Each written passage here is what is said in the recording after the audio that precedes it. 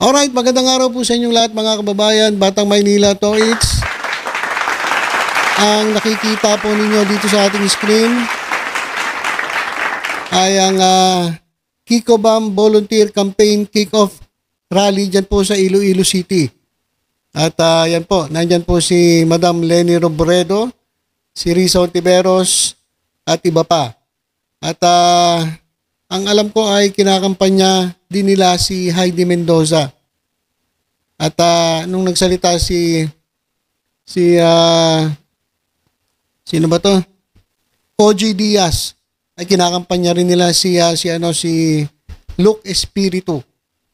Pero ang rito, ang main attraction mga kababayan ay itong si Madam Leni Robredo na ini-endorso na itong Kiko Bam, Kiko Pangilinan at Bam Aquino. So hindi po yan ang pag-uusapan natin. Baka sabihin nyo, kinakampanya ko na si Kiko Bam. Hindi pa po, medyo matagal-tagal pa naman ang eleksyon. Napanood ko lang to kanina.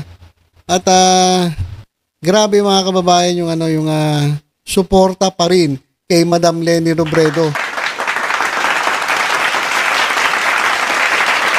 Para bang bumalik sa aking alaala, mga kababayan, yung campaign ni Madam Leni Robredo nung siya'y tumakbo po bilang presidente. At ito napansin ko lang mga kababayan. Tingnan ninyo mga kababayan.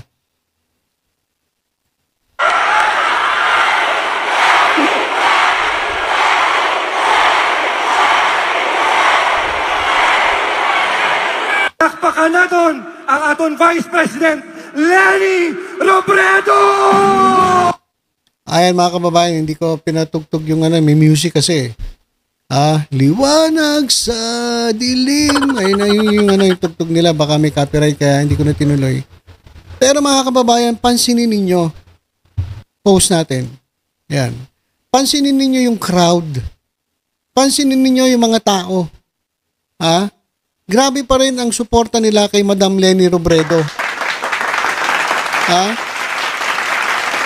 Ito kasing si Madam Leni Robredo, itong ating former Vice President, ay ibang-iba po sa ating present o current Vice President. Napakalayo mga kababayan.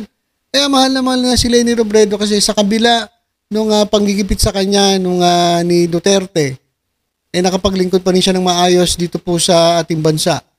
At ayan, grabe ang daming tao. Dami po pa rin sumusuporta kay Madam Leni Robredo at dito nga ay kinampanya niya itong si Kiko at si Bam Aquino.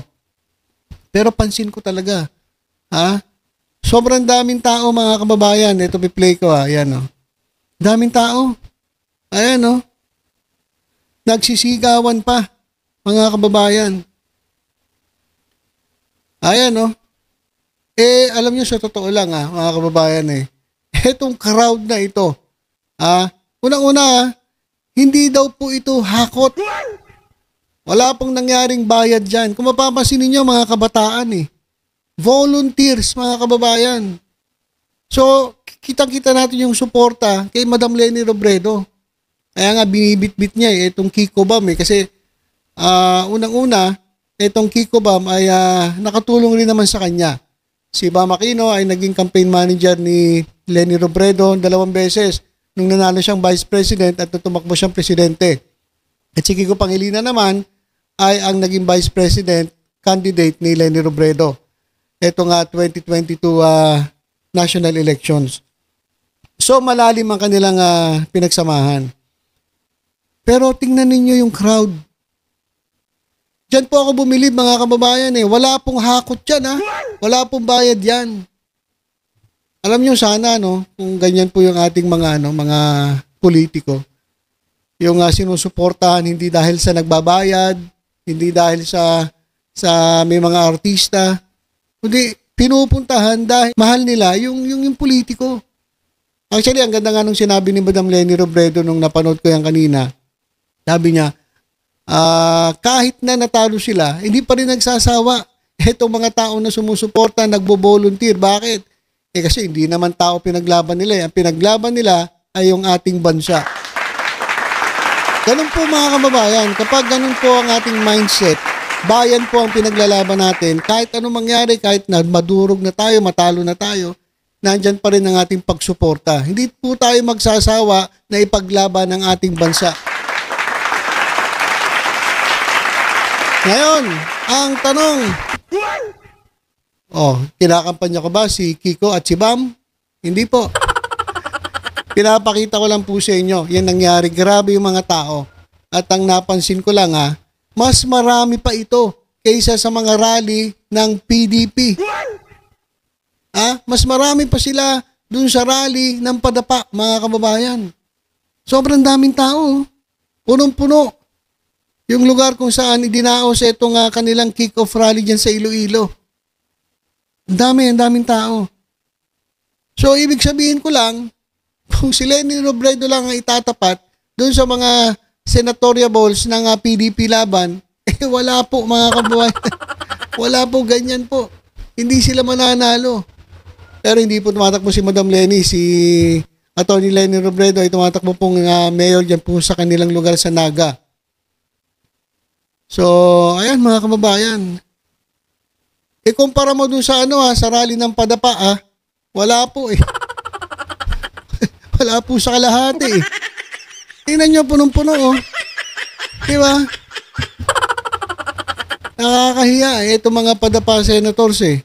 Kung ikukumpara dito pa lang sa rally na to, sobrang dami Hindi po hakot yan. Wala pong bayad yan. Hindi po yan binayaran ng 150 para po umattend. Yan po ay mga volunteers. Yun din yung panawagan ni Madam Leni Robredo nung kinakampanya niya si Kiko at si Bam Aquino. Sinama na rin nila si Heidi Mendoza, dinamay na rin nila si Luke Espiritu na magkaisa sila. At kagaya nung dati, ginawa nila ay sarili-sarili silang campaign materials mga kababayan gawa-gawa Kumbaga, hindi gumastos ng sobrang laki mga kababayan itong kampo ni Madam Leni Robredo kasi yung kanyang mga tao dyan, mga volunteers. Yung mga tumutulong sa mga bagyo, mga kababayan, sa mga sakuna ng Angat Buhay Foundation ni Madam Leni, panay volunteers po yan. Wala pong bayad dyan, wala pong sweldo yan. Tumutulong si Madam Leni Robredo, walang sweldo sa atin. Pero yung mga swelduhan natin, ang sarap ng buhay. Pa-relax-relax lang sa bahay. Panahon ng sakuna, nagpupunta pa sa ibang bansa. Manonood pa ng concert. Di ba? Kaya hindi ako nagtataka mga kababayan na punong-puno itong venue nila. At kung ikukumpara to sa mga rally ng Padapa, wala po. Walang sinabi. Si Madam Leni Robredo pa lang yan. Di ba? Kaya mahal na mahal nila sila si Madam Leni Robredo. Dahil hanggang ngayon, kahit hindi siya nakaupo, tumutulong pa rin siya. Sabihin nyo naman si Batang Maynila to, it's Leni Robredo. Alam nyo mga kababayan, nung nag-pandemic, ang nakatulong sa akin, nung ako yung nagka-COVID, ay yung programa ni Madam Leni Robredo. Kaya hindi po ako talaga bibitaw sa pagsuporta kay Madam Leni Robredo. Kaso hindi naman siya tumatakbo. So hindi naman ibig sabihin, si Madam Leni Robredo gusto ko, iboboto ko na si Bam at si Kiko. Hindi naman ganon. Pero syempre pag-iisipan natin kung sino ang ilalagay natin sa pwesto, lalong-lalo na malapit na po ang eleksyon mga kababayan. Pero kung Madam Leni talaga ako. Kasi talagang hindi po plastic na tao itong si Madam Leni Robredo at marami po siyang natutulungan kahit hanggang ngayon na hindi naman siya nakaupo sa pwesto o hindi siya swelduhan ng taong bayan pero tumutulong pa rin. Kaya nga walang-wala nga iba Iba swelduhan, nilalaki ng sweldo. Mayor, Vice President, may sweldo galing sa taong bayan. Pero kung ikukumpara kay Madam Leni Robredo, wala po talaga. Walang sinabi. So, yun lang po mga kababayan na i-share ko lang. Etong grabe. Talagang bumilib lang ako sa mga tao dito. Ayan mga kababayan. Kung ikukumpara to sa audience, yan po ng mga rally ng Padapa, wala po talagang sinabi. Eh sa Padapa, panay kay OJC yun eh. Mga nanonood dun eh. Ito po, kung mapapanood nyo to, iba't ibang lugar po yan sa Iloilo na nagpuntaan pa dyan, may iba malalayo ang lugar para lang makita si Madam Leni Robredo. Ayan oh. Okay, so yun lang mga kababayan. Pinakita ko lang sa inyo na mahina na po talaga ang PDP, ang Padapa. Kasi hindi nila kayang magbuo ng ganitong klaseng rally na dinumog ng walang bayad, panay volunteers po yan, nagsisigawan. Kahit talo si Madam Leni Robredo, nagsisigawan pa rin sila. Bakit ganon? Kasi alam nila, yung pinaglalaban ni Madam Leni Robredo ay ang taong bayan. Yung mga tao na nagpapabayad, hindi mo sila masisisi. Nagpapabayad sila, pupunta sila dahil bayad sila. Kapag walang bayad, hindi sila pupunta, hindi mo sila masisisi. Siguro sinasabi lang nila, bakit ako pupunta dyan, hindi ko naman gusto yan. Ngayon, pupunta lang ako kasi may bayad. Yung iba kasi, na sa kagipitan, kumakapit sa patalim. Kaya, eto hindi eh. Talaga mga volunteers ninyo, panay kabataan. Kaya sa mga survey, mga kababayan, yung mga kabataan, ang nananalo po, laging si Kiko, si Bam Aquino, kasi talagang mainit po ang suporta nila kay Madam Leni Robredo. Grabe yung bit-bit niya eh. Diyan po sa mga kandidato nila.